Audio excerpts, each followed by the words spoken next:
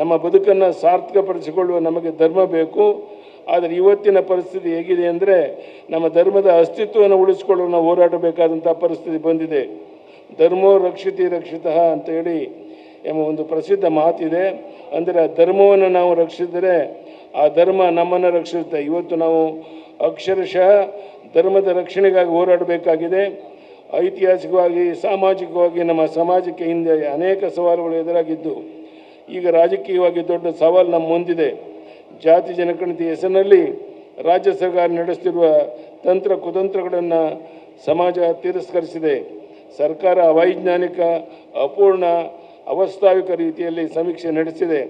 ಆ ವರದಿಯಲ್ಲಿ ವೀರಶೈವ ಲಿಂಗಾಯತ ಸಮುದಾಯಕ್ಕೆ ಸೇರಿದ ಅನೇಕ ಉಪಜಾತಿಗಳನ್ನು ಬೇರ್ಪಡಿಸಲಾಗಿದೆ. ಆದರೆ ಇದು ಮಾನದಂಡವನ್ನು ಬೇರೆ ಜಾತಿ ಧರ್ಮಗಳಿಗೆ ಅನುಸರಿಸಲಾಗಿಲ್ಲ. ಸಮುದಾಯವನ್ನು ದುರ್ಬಲಗೊಳಿಸುವಂಥ ಪ್ರಯತ್ನಕ್ಕೆ ತಕ್ಕ ಪ್ರತಿಕ್ರಿಯೆ ನೀಡದಿದ್ದರೆ ಬೇರೆ ಬೇರೆ ಸ್ವರೂಪದಲ್ಲಿ ಅದು ಹೀಗೆ ಮುಂದುವರಿಯಲಿದೆ.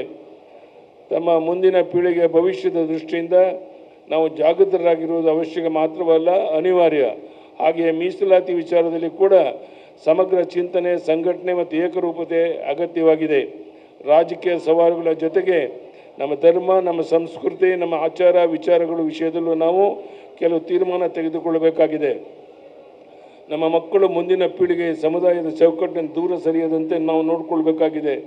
ವೀರಶೈವ ಧರ್ಮದ ಆಚಾರ ವಿಚಾರಗಳ ಬಗ್ಗೆ ಸಮರ್ಪಕ ಅರಿವು ನೀಡುವ ಹೆಮ್ಮೆ, ಅಭಿಮಾನಿಗಳನ್ನು ಮೂಡಿಸುವ ಕೆಲಸ ಇನ್ನಷ್ಟು ಆಗಬೇಕಾಗಿದೆ.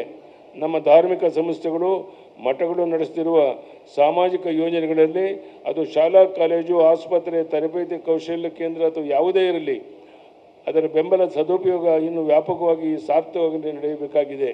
ಇದೆಲ್ಲದಕ್ಕೂ ಮೂಲ ಎಂದರೆ ನಮ್ಮ ಸಮಾಜದ ಒಗ್ಗಟ್ಟು.